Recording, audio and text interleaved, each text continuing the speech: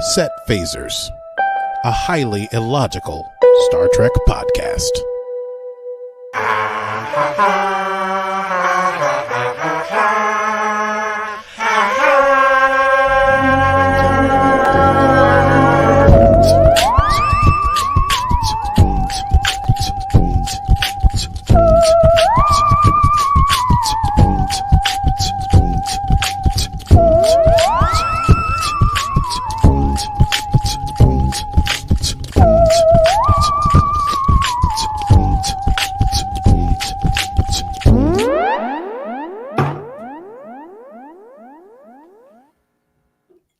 Thumpity thump. Hello, Aki Burmese. Well, hello, Stevie. Yes, I very Klingon-esque in the putting down of my seltzer can, and I apologize. It's quite all right. Hello. How are you doing? I'm well. I'm having a lot of. There is just so much happening in the Star Trek verse. Oh my God! So Yes. much happening, and it's all starting with Picard. It's leading into disco, but delighted. We have so much to talk about. I'm really enjoying season 3 of Picard, and I'm excited to be here and talking it through or running it down with you. Let's give them something to talk about. Let's give them something to talk about. Wow. How about Picard? Okay, so today's stardate is stardate 23330.4.4. And we're talking about Picard, season 3, episode 3, entitled 17 Seconds. You really have one of those, like, in a world voices. In a world. Well, Yeah. You know what? The issue is that I don't talk to anybody all day. And then you get my, I'm basically morning voice. It's 3 p.m. here, but who cares? These are the first words I've spoken. So if you talk to me 6 hours, if I was on tour, well, no, that doesn't make any sense. The point is, my voice is normally higher, but it won't be until the end of the episode when I want it to be like this. And then I'm like, "Ah." Before we get into the rundown, and those are important things for everyone to know. Before we get into the rundown, we got to handle a little Patreon business. What do you got to say about Patreon, Stevie? Well, Aki, I'm so glad you asked. Let's see, what accent or style should I do it in today? Julia, let's do it in Julia. Are you missing Star Trek styled food cooking shows from your life? It also goes along with some beady eyes as well. Are you missing Zoom watch parties? Are you missing nerd friends in your life? Well, look no further, friend, because you have found 2 Star Trek nerds with whom to hang out with all of your extracurricular time and more friends, because we are a group of Patreon people, and all you need to do is go to patreon.com/setphasers for Star Trek cooking shows, cocktails, friend hangs, and more at patreon.com/setphasers. The songwriter in me couldn't help but notice all the oohs. You basically were rapping for the first half of that. You're like, you to who? And To whom as a and group. Oh, I actually don't start. I tried to do a little rap song about my dog, and it's pretty horrendous. You try. It sounds like you did do a rap song about I your did, dog. yes. I give me to the end of the episode, and I might do it for you, because somehow. Nothing's been more worth it in my whole life. I would love it if we could work on it together, because my wife makes a lot of fun of me, and she said I've never sounded more white in my life. Well, I mean, I can't wait to hear it. This rap about your dog. Yeah. In order to get there, I guess it's time to run it down. Let's do it. Oh, let's get the Picard rundown music. You've got it? Yes. Sweet. I do. I don't know where it is, though. Hang on, it's not playing. You've got it?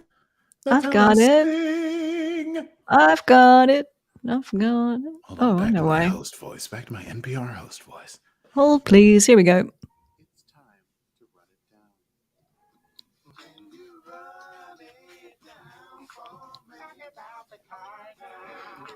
Mm, mm. Wow.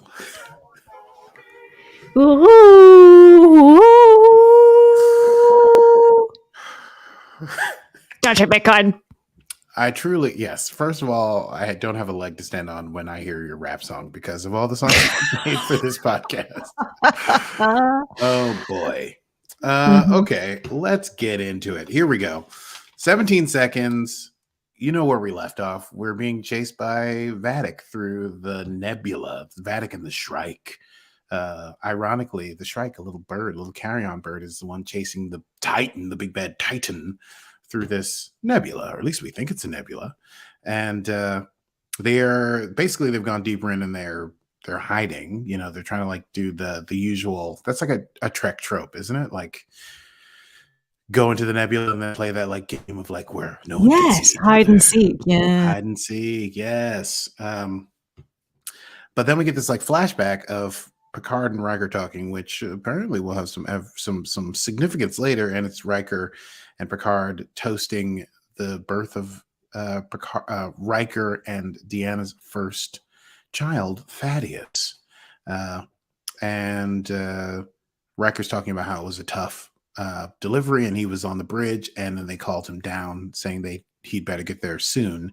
And it took 17 seconds to get from the bridge to the sick bay and the turbo lift, and he said the longest 17 seconds of his life. But we know that the birth worked out all right, at least for Thaddeus. And there's a reappearance by Troy, which is very nice, holding the baby, saying that he projectile vomited on everything. And she tells Riker to get his butt over there and to bring the whiskey. And then Riker does express in extreme foreshadowing that he hopes Picard will one day experience fatherhood and that feeling of, to quote Riker, burning the world down for that child. So that's the flashback, a little flashback we get. It's nice to see Troy for a brief second. I had hopes that maybe we would see her again. On the Titan, basically there's weird energy surges coming from the nebula, and they are trying to figure out what that means. Shaw, who is still in control, Captain Shaw, relieves the crew that has been manning the bridge for the time being because they've been on a 36-hour shift. Good Lord. That's a lot of Ractogino to stay awake for that. And then Seven gets visited by Ensign LaForge before she takes her time off. Yes. Wasn't that kind of interesting? It was so cute. Yeah. And I see a little friendship coming on there. Yes. And it's worth noting that she, when Seven says, get some rest engines, she says, yes, Commander Seven, which cute. Love the ring of that. Commander Seven. Whew. I guess technically it would be Commander of Nine, but I like Commander Seven. Commander of Nine. Yes, Commander of Nine, reporting for duty. In sickbay, Beverly is tending to people, is catching guff from the ship's doctor there, which is the goofiest thing I could even think about. She's like, oh, it's been 20 years. You don't even know how this equipment works.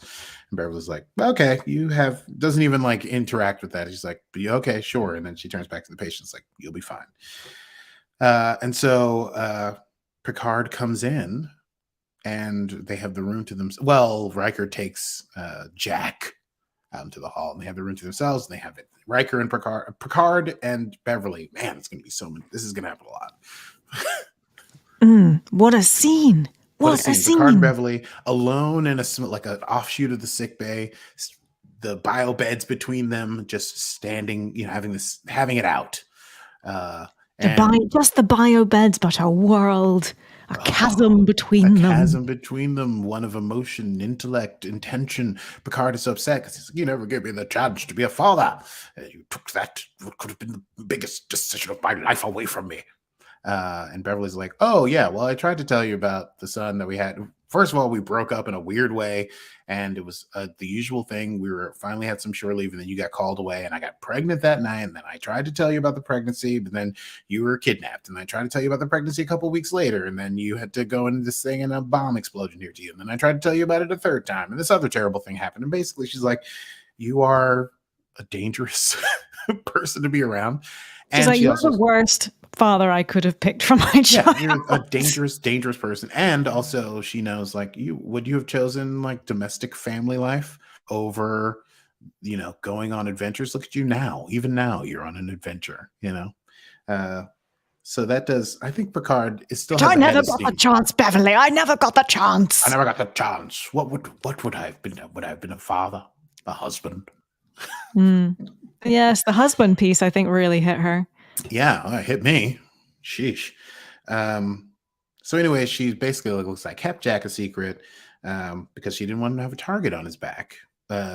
And also, she's like, when he got old enough, I told him who you were and encouraged him to go find you. And Jack chose not to go seek you out. Meanwhile, Riker and Jack are out in the hallway, and Jack is pacing, and Riker is like, doing Rikery stuff. And he's like, I had a son. He's like, that's your father in there. And Jack's like, what I've learned in my short life, I'm only 20 years old. What I've learned in my short 20 years. With his British accent, which I love, is explained. Oh, yes, that's right. He went to boarding school in London and he never kicked the accent. He really should have more of a weird hybrid accent, if you ask me, but whatever. Sure. I mean, yeah, he's a bit of he's a British boarding school brat that's sort of a space expat, if you like. Yes. Traveling around with Mum, who's a legend. And all sorts of doors are opening for him. He's a Nepo baby. Basically. A Nepo baby? That's the new hot thing. You don't know about Nepo babies? No. Oh, yeah. New Yorker magazine. I think it was January or December. They're all about the Nepo babies in Hollywood. All these famous... Nepotism babies? Is that what you mean? Yes. That's what they called them. Nepo babies. All these kids so stars. So Jack Crusher, the character, is the Nepo baby, not the actor? Yeah. I don't know. The actor's not a Nepo baby. Jack Crusher is a Nepo baby for sure.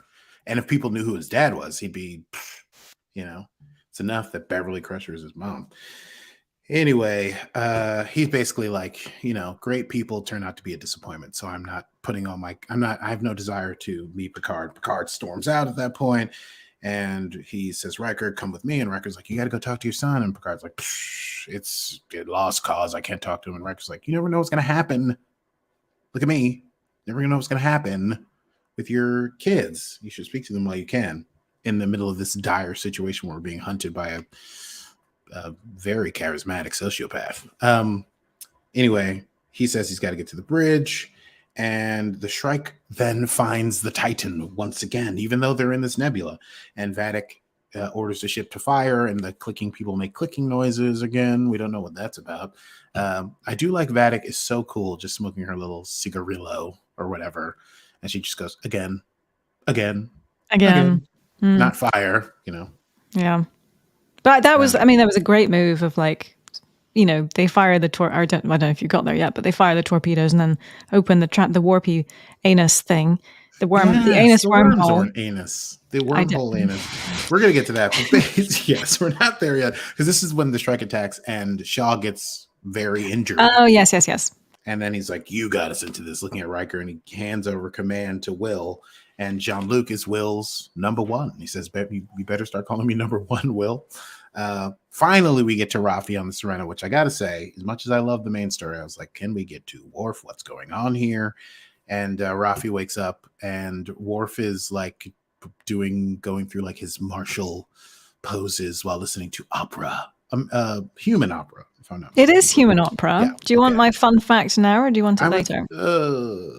Is it a fun fact, or is it an Easter egg? It's probably a fun fact, unless it's both. Oh, let's save it for Easter egg test. Okay. Let's just say he's working out to opera. Okay. And Raffi comes on him with a knife, and he quickly disarms her and then offers her tea and basically explains that like he's not Section 31. He's sort of a subcontractor to Starfleet, because he is wearing full Klingon regalia, no Starfleet regalia. And he believes that there's another attack coming, that this first wormhole anus thing on Metalis Prime was just the beginning. And he knows who paid the Ferengi to pretend to pay the person whose name I've forgotten, and I'm not going to look up, the Romulan guy or whatever. And the name of this it's this guy named Titus Ricca. And so he says, together, we're going to go find this Titus Rika, question him, and figure out what's going on here. Back on the Titan, they got 20 minutes till they're warp enabled. The Titan has gone back to hiding from the Shrek. The Shrek. Oh my God. From the Shrike. Giant donkey. And Beverly, Shaw comes in completely injured and he's like basically flatlining. And the main doctor doesn't seem to know what's going on. It's like, I scanned him with a biobed. I'm having trouble figuring out what's going on. And Beverly's like, come on, gotta do some old doctor stuff. Boom, boom, boom, boom, boom. Figures out that he's got internal bleeding, gets him on his side. He's able to breathe again. He's able to talk. Jack comes over to help him on his side. And Shaw says, how are they tracking us? How are they tracking us? And Jack, seeing the blood pools on the floor from when the captain was brought in, is struck with an idea, which he tries to follow up immediately going to the bridge, but is denied access. So he has to go elsewhere.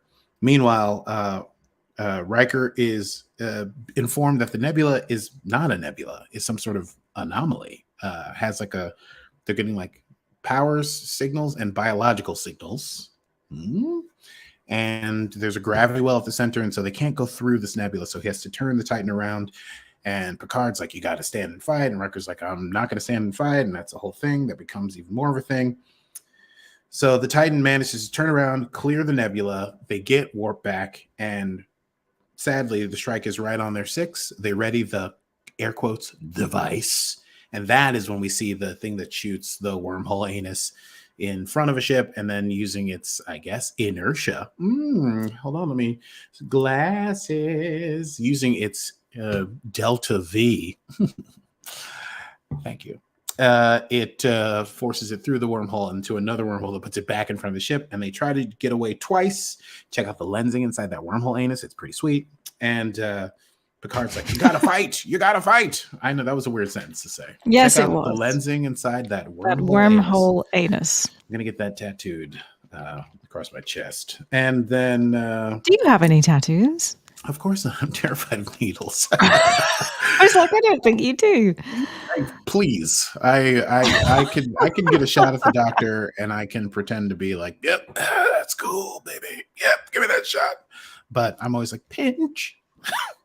I mean, you are not a small gentleman. I know, but I'm like an elephant with a mouse. I'm like, no, sharp things. Wait, do you have tattoos? You have a yes, tattoo? I do. I have 2, I believe. Sometimes I have to check. I believe. Yes, I know. I do have 2 tattoos. Well, to be fair, I often have to remind myself of how old I am. Someone says, how old are you? And I'm like, wait, I was born in 1984. Which means, yes, I'm 38. But I often have to ask myself that question. And similarly with the tattoos, I'm like, did I get that one I was thinking of? No, I didn't. So two. We're on 2. Tattoos. Yes, we're on 2. I think I'm going to get, I'm considering getting one. My wife and I are considering getting, which is, thankfully we're married. We're probably, if we break up, it's disaster. But we're considering getting a tattoo of a sort of a tiny sort of line drawing of a long sausage dog. Each, because we have 2 of them, and that they would represent our sausages. Yeah, that's sweet. Thank you. Couples tattoo. It's too. I know really it's a bit much. It's so gay, isn't it? It's very gay. I honestly don't know. Every time we hang out, and you both go, "That's pretty gay." Why do you ask me that? Like, I would be like, well, checks out. Let me check my gay bingo sheet. Is that a thing? Is that a gay thing? Getting matching tattoos? I think so. Yeah. Oh. I mean, I don't know that many straight cis people that do that. Mind you, I don't know that many cis gay men that do that. Maybe it's just a cis queer people thing. I'm going to take your word for it and parrot that around everywhere. I mean, I'm just going to shop that around my queer friends and just say, hey, right, raise your hand. Yeah, I will do that research. Oh, you guys going to get matching tattoos? That's pretty gay. Like a gay. That's a gay thing. That's like a gay thing. I've heard. I would know. One person told me. This is a fun aside. I enjoyed this. Because I was going to get a tattoo about the wormhole anus. Anyway, I did write check out the lensing. It's cool. Picard wants Riker to fight back. Riker doesn't want to fight back. That is becoming even more of a bone of contention. We go back to Metalis Prime.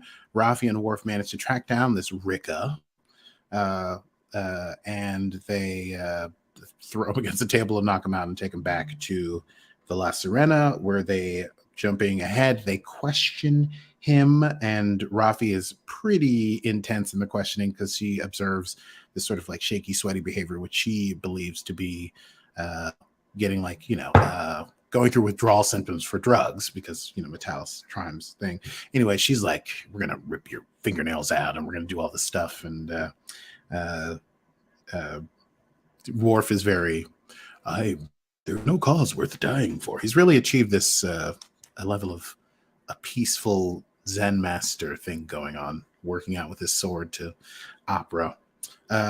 Meanwhile, back on the Titan, Picard wants to set a trap. Oh, so yes, this is the big thing. Jack is able to figure out, okay, he goes to 7 and says, the blood in the water, what's the deal? There's some way they're tracking us that has nothing to do with sensors because they can't be using that. All you would need is something that's leaking, something that it gives you an indication of where we are.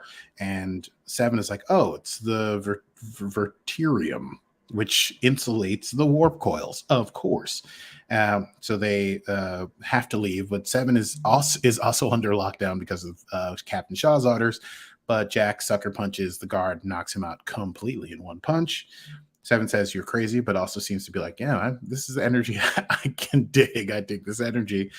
They go to engineering. They see that, yes, they have a leak, and it's not because of an accident. It looks like someone is sabotaging the ship to make it leak this Verterium, which is allowing the Shrike to follow the Titan through the nebula.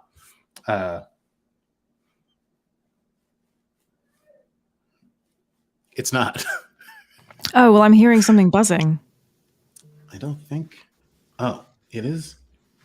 You're the only text I've gotten. Oh, all right then. It could be, listen, full disclosure, listeners, I'm in an Airbnb and it's winter in Minneapolis and things rattle. I think maybe the heat turned on. That could be it. Maybe. Sorry, apologies. Still rattling? No, it's not rattling. That I just heard a buzz, so I heard it sounded like you were having a notification. No, I took all that stuff off unless I'm completely out of my mind, which is possible. Oh, could it be me leaning on the table, which I'm trying not to do?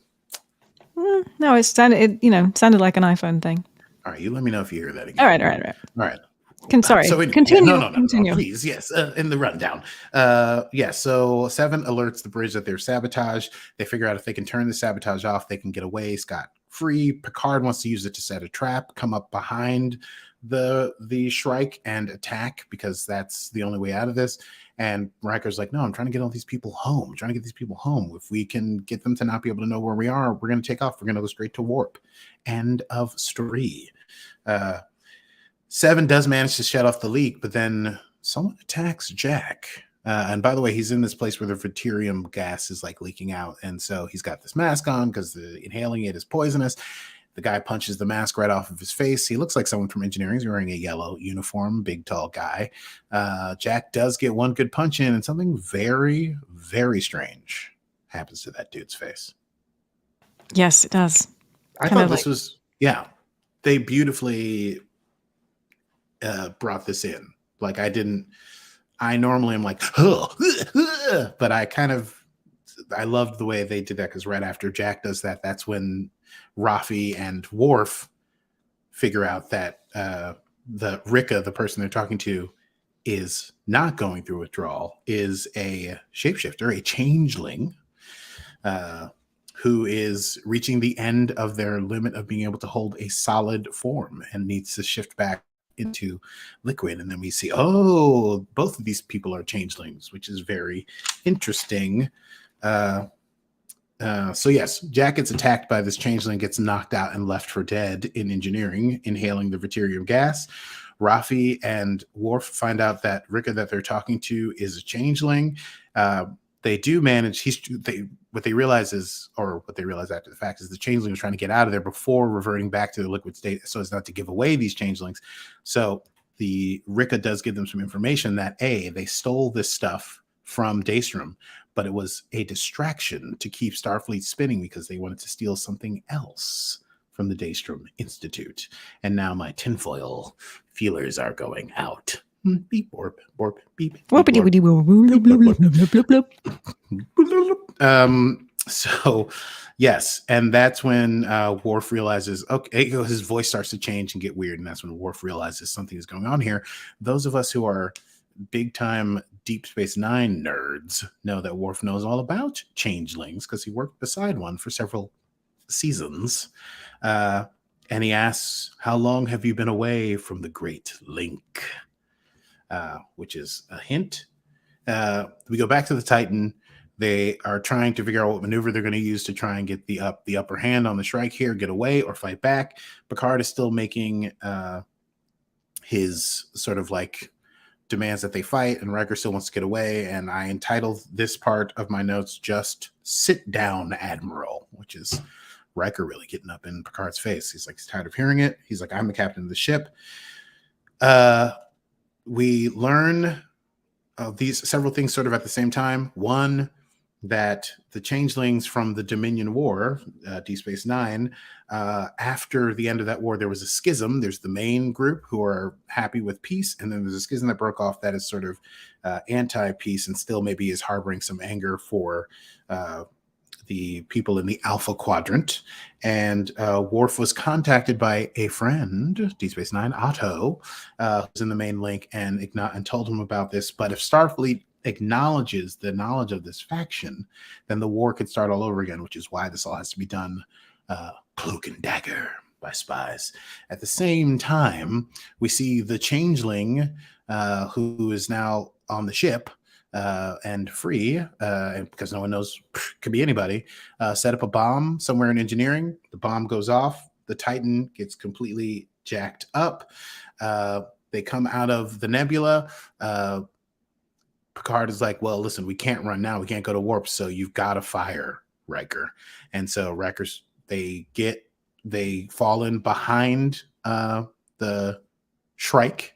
And I almost called it the Shrike again. They fall in behind the Shrike. They shoot everything they have at it. Pew, pew, pew, pew, pew, pew, pew. And guess what? The Shrike uses the weapon to turn that fire onto the Titan. Can we... No, don't say the weapon. Say what you mean. What? The weapon? The wormhole anus. Okay. Listen, yes, the Shrike, excuse me. Let me... And the Shrike uses the wormhole anus weapon to turn the photon torpedoes onto the Titan. You like that sentence? Yes, I do. Okay. And this further critically wounds the Titan, which now is spiraling down because of the gravity well at the center of this anomaly. This non-nebula anomaly is being sucked down into the gravity well with no propulsion of its own. And Riker turns on Picard and tells him to leave the bridge because he's killed them all as they fall deeper into whatever this is. And the Shrike actually tears off because it's not going to go down there. And that is the end of episode 3, season 3 of Star Trek Picard. 17 seconds. See, I can't do the love stuff anymore. I thought you did. Barely. In a world. In a world. In a world. In a world. Yeah, now it's like croaky. 20 minutes ago, I could have been like, in a world. No, that's not happening. Anyway, that's the end. Should we chat about that? We've been chatting. I say, darling, let's do a quick chat about that. Yes, let's do. Indeed. Indeed, indubitably. Anything stand out to you, Stevie? Oh, I think for me, it was a real masterclass in reacting. Ooh. Patrick Stewart, I think before, like that moment where he walks into sick bay or the medical bay, and he and Beverly are just standing opposite each other, and there's just like a moment filled with tension. Yes. And he's looking at her and just the pain on his face. And I've rarely do you see someone standing inanimately and it's just there. You rarely get a moment really in cinema or TV to see that, that I felt was that powerful personally. Yes. And it was just a masterclass from Sir Pat Stew in just acting and reacting. And it was just all in his face. And I loved it. Mm-hmm. It was a lot in the face there. I thought everyone did a pretty good job this episode. Not that they need me to say that, but the acting was top notch. Obviously, we've been ratcheting up the pressure, so everybody's under pressure. I thought even Shaw, when he's like, "You did this to us, but because I'm still Starfleet, you'll get us out of it," and handing over the reins. I think Seven jumping into the action, but also receiving that admiration and respect and understanding, that empathy from Cadet LaForge. I loved Beverly's I've also her reaction. I mean, just that scene was like had everything. I could watch it a million times. It was like just them looking at each other, and we've been waiting for this moment. In the words of Phil Collins, for all of our lives, and but she's rarely had like moments like that in TNG history where she's been able to act like that. It's usually just where she's the Doctor and she's like, what is this? We've got some weird cells going on, and I've got to figure out these cells, and it's like solving the mystery versus that real pained kind of acting, which I was loving it. Yeah, raw emotion. And even Riker, he got some real moments there of like, he's been, kind of the fun guy in the episodes where he's had previously. He's been coming back and just enjoying his reprisal. And even in the Titan, even in Lower Decks when he was, cartoon Riker, it was just fun. But he's been really tasked with, I remember like with the moment where he's given the con, if you will, he's been given command, and there's a moment of oh shit on his face of like, oh fuck, I've got to take this over. I love that. And his old ship, there just felt like a moment of I'm taking, like, it was sort of the shift between backseat driving and oh fuck, I've got to drive this. Which was like a great move by Shaw. He was like, fuck it, you get us out of this then, Mr. Know-it-all. I do have a note here from something you texted me last night that I thought we might want to chat about. Let's do. Quote, Worf's trip to the dentist. Well, I mean, this is the first time we're getting to see Worf again properly. It's not just sort of him in a haze. We're now seeing him reprise his role properly. And I was struck by his pearly whites. And beautiful actor teeth, those beautiful Michael Dorn teeth. Beautiful Michael Dorn teeth. Like there's no kind of like years of gnawing raw meat on his teeth anymore. He's been eating gach every day. Exactly. And also the accent or the way he spoke is gone. He's almost Michael Dorn. And I was a bit like, it feels very Vulcan-y to me. His portrayal of Worf has shifted. And I don't know whether it's just he's wizened or like, it just feels like the Klingon in him has sort of gone a little bit. Right. Or at least, I mean, there's all these moments, there's a few moments rather, where he and Raffi are like, she's sort of poking him about being a Klingon. And his reactions are very like relaxed, partially for comedic humor, but also it seems like, maybe this is Worf's journey. Is that, he does say like anger is no longer worth it. Peace is more the thing. That has nothing to do with his teeth. Unless he was like, no, you know what? Maybe I don't need razor sharp teeth anymore if I'm going to be super peaceful. I need to sharpen the weapon. Sharpen my mind. Yes. Anyway, it's noticeable. I do love Michael Dorn, so I'm happy just to see him. But he's not doing the Yes. Well, I think that was something that I was hoping to see, and I didn't get it. And I feel like with some of the other characters, you've had that a little bit. So somewhat disappointed, but at the same time, I'm chalking it up to character development post 25 years of we've not seen him since Nemesis. Right. And my response to you was that Michael Dorn was probably like, I'm not putting those damn teeth. Yeah. Simply no way. I'm sure they're so inconvenient when you watch TNG, especially the early seasons where he's like, yes. And Spiner said similar things about the stupid contacts. Because in those days, I think the contacts would have been like quite, they would have been glass and really uncomfortable, and he's covering his face and all that paint, Oh yeah, the paint. Let's not forget the paint. Yeah, hours and hours of makeup. This seems like they were like, all right, we're gonna throw some ridges on you. Your hair's gray, looks great. Throw a little wig, perfect. And Seven would have been like, I am not putting on that catsuit again. Yeah, Seven was like, forget it. Throw my little bio whatever implants on, and I'll take care of the rest. I'll act the rest. I thought this was cool. I wonder what's going on with Vadic overall. I'm sort of like, she's gone now, or she's gonna come back, or I mean, whatever. It's very interesting. But now it seems like the weapon that she has is secondary to whatever the aims of the changelings might be. Yeah, I wonder if we're going to see Vadic again, or if Vadic is just a bit of distraction to get our characters and our heroes back together. True enough. Well, welcome once again to Set Phasers. We go immediately, as always, to the Easter egg desk. Stevie, what have you got for us today? Well, hi there, Augie. Hi there. How you doing? I am coming to you live from the set of Star Trek Picard. 17 seconds is the episode we've been talking about. And there are a plethora, if you will, of Easter eggs. And I know I say plethora of Easter eggs a lot. Perhaps there was a basket of Easter eggs as we're coming up on Easter. So let's start off with... Shut up.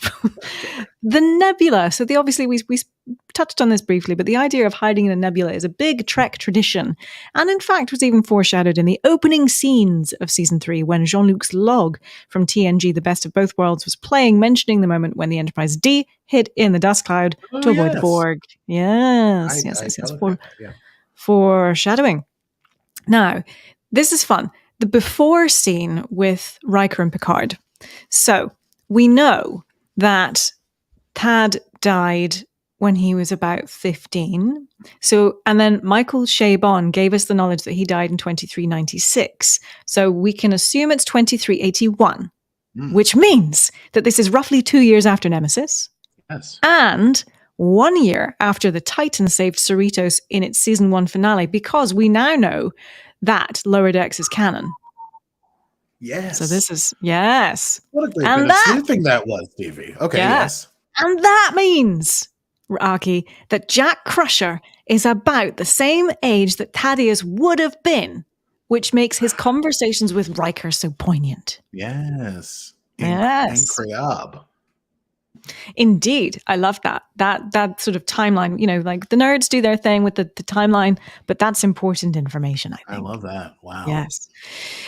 Okay, so let's carry on. 7. Did you notice that 7 has a model of Voyager in her quarters? I sure did. I got that.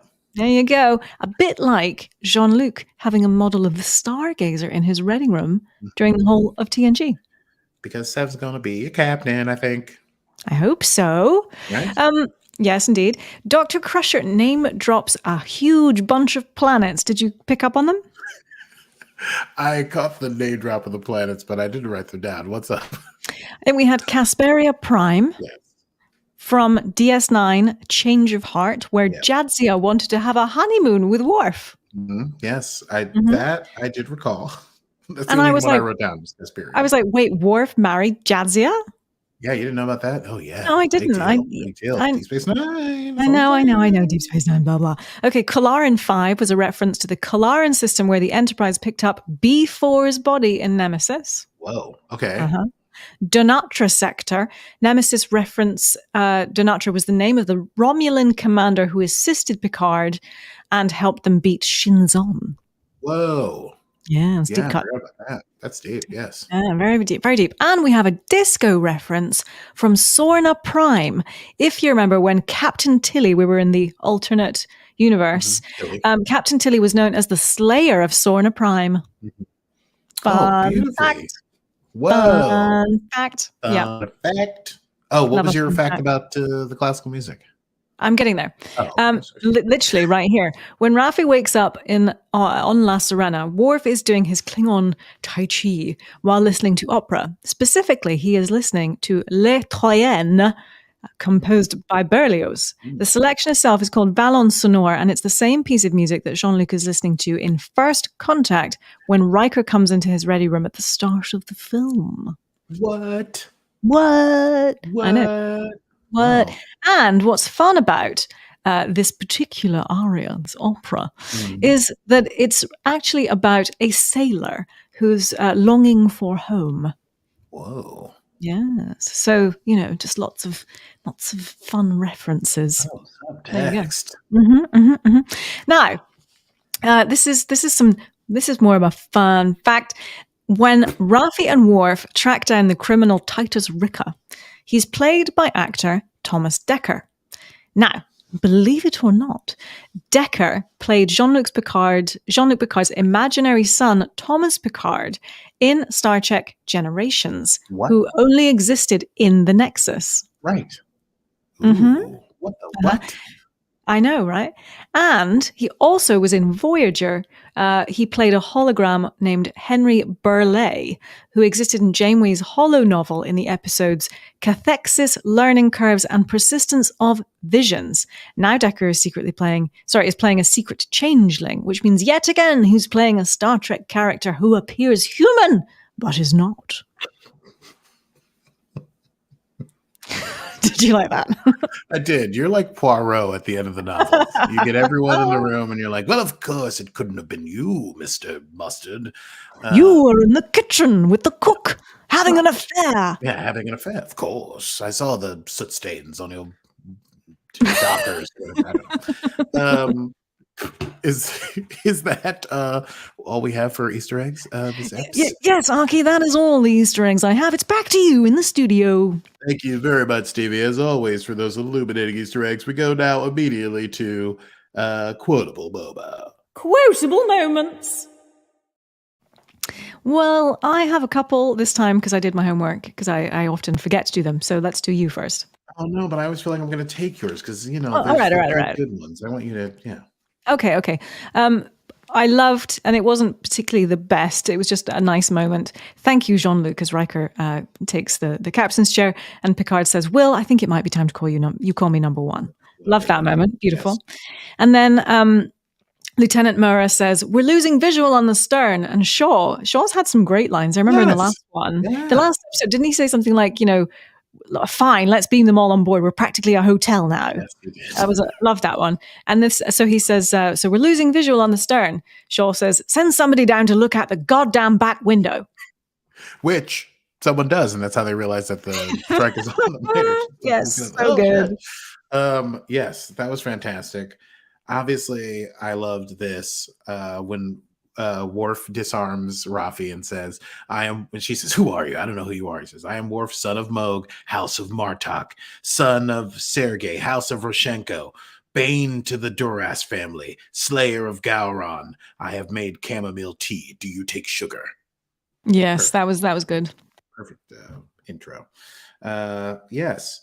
And I think I did. The other thing I like that Worf said was when Raffi's like, we're going to pull your fingernails out and gives all these threats after Raffi's done monologuing evilly. Worf says, you may keep your fingernails. Yes. Which I thought was very cool. There's a weird thing. Remember when Jack is passed out and he sees Seven and Seven says, connect the branches? I didn't understand what that was. I don't know. It's going to come back, I think. Yeah, probably. Connect the branches. So weird. I think that's it for me for quotable moments this time. Well, we do have some news. Shall we go to news? Let's go to news. News from around the galaxy.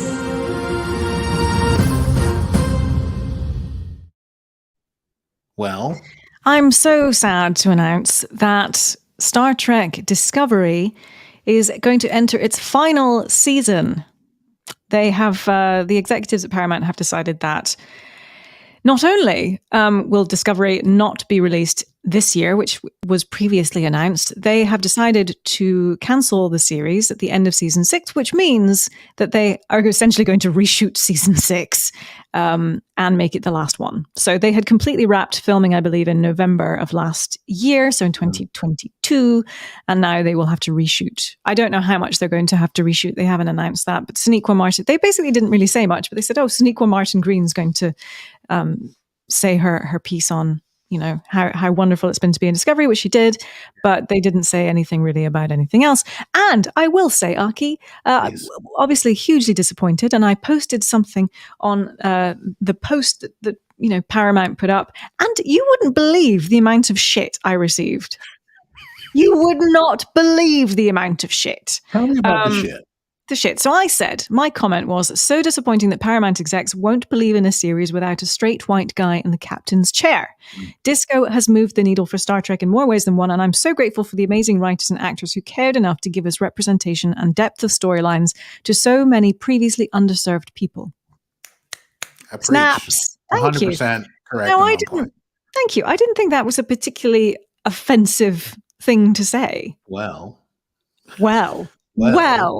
Well, uh, it's one of the. I mean, I will say, I think it received I must have done it very soon to when Paramount had posted it, so it got quite a lot of likes. But okay, so this is something, and I'm trying to take solace in this. I received about 150 likes, but it's pretty much 71 shit comments of like, why is it always about race? It's very white fragility stuff. Yes. 71. Oh yeah, it moved up. Wow. Basically, why does it always come down to race? Like, it was a shit show. I can see why it left. Like, the ratings weren't great. Like, I didn't get the storylines. Like, blah blah. Like, just a lot of hate for Discovery and me, which was really disappointing. And people were like, "Well, have you ever seen other Trek shows? What about DS9? What about Voyager? Blah blah." And I was like, "Okay, look, one, Sisko, yes, he was a black man. Did he have a ship? No, he fucking didn't. He did, just for the war. He did fine, yes, for a tiny portion. Yes, fine. But it's, and I know that you love DS9, but it's not really become as beloved as 100%. TOS, TNG, like Voyager. It's not really received that kind of love from the fans. It's very much a kind of it's like, culty type of following. And Voyager, I love Voyager. I love Janeway. But had they not introduced 7 of 9, that series would have fallen flat. And I think, that was why Kate Mulgrew and Jerry Ryan had a bit of a rift, because Kate Mulgrew was pretty pissed that she couldn't carry the show on her own, and the execs didn't think that she could do it, and they would have cancelled it had it not been for bringing in a really hot woman in a catsuit. Like, that's the truth of it. Yeah. That's the truth of it. Listen, we I think all level-headed Star Trek fans are aware of this propensity for trolls to get out there and start trolling. I mean, it happens in almost every fandom that there's like the trolly trolls who are like banking on this sort of like nostalgia thing where it's like, it used to be great, and now all these new shows where people are sad and there's too many they usually use like sort of coded language, or they just say the show is garbage, it's just a bad show, which of course I think is completely subjective, and B, sort of ridiculous for a show that's had 4 fantastic seasons and became the flagship. And Discovery is the reason we have Strange New Worlds, and we have Picard, and we have Lower Decks. Exactly. The show that rebooted it all, Indeed. So for as much as those people gave you shit, I say they can eat shit. They are patox. But yes, they're very loud. They're very loud because that's what trolls do. They need to make attention. So of course they see your comment, and instead of leaving it alone, they have to be like, you obviously don't know what you're talking about, or what. I mean, it's all garbage. So I know. It's just disappointing that Trek fans can't see past that and really what the nature of it is. Yeah. So that was just disappointing. And I get that trolls be trolls, but I don't know. I love our Star Trek community. Yes. I know we have a lot of Star Trek love, and people that just really get what it's about. And there's just so many people that think it's just, Kirk having a rump in Nurse Chapel's quarters or whomever's quarters and killing aliens and just having a punch up. It's not. It's so much more. And that is, I will get off my soapbox. Yeah, I loved this Stevie takes over Kapla Corner. This was fantastic. You're right. That is Kapla Corner. We hadn't really had that for a while. Yeah, well, Kapla, Anyway. All right. Well, we'll see what develops, because I think this is not the end of this discussion. I feel like there's going to be some major fan commentary on this decision, not only to end the series, but also to push back this next season to next year, which is even worse of a choice. Yeah. But we won't get into all that. Instead, we'll get back to Star Trek and talk about next time. Yes, but just end the news. Oh, sorry. We'll end the news and then get into next. Now it's time. That's not the right thing. Damn it. Censor. There we go. Okay, great. Next time on Set Phasers, we will talk about episode 4 of season 3 of Star Trek Picard, entitled No Win Scenario. And that should be pretty exciting.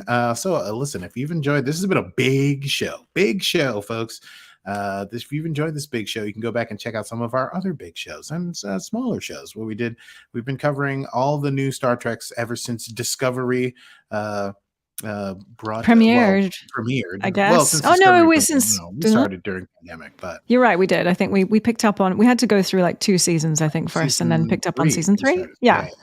Well, since season 3 of Discovery, and I think we covered. We did. We went back and did 1 and 2. Whatever. All of the new Treks since Discovery started. We've done it. We've done them all. The era of Treks started off by Discovery. So take that. There, I said it. I straightened my bow tie. If you like the program, please check us out wherever you get your podcast from. We are there. Yes, we are there. And of course, you must join us on patreon.com/setphases for Star Trek cooking shows. Aki, when are we doing our next one? I don't know. Some weekend this month. Yes, that's hopefully, yes. All right. Well, they're usually Sundays around 4 p.m. On the Patreon. So you must join our Patreon in order to join us. And we really would love to see you there. We love chatting about Trek.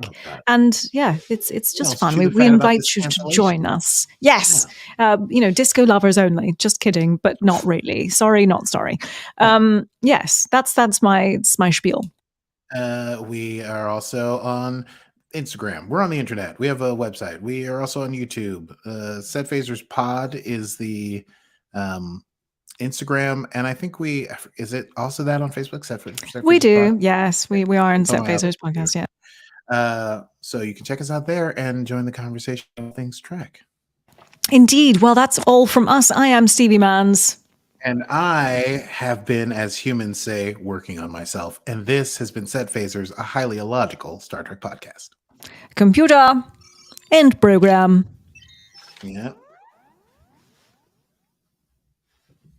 I have to use the other finger to end the broadcast. You need like a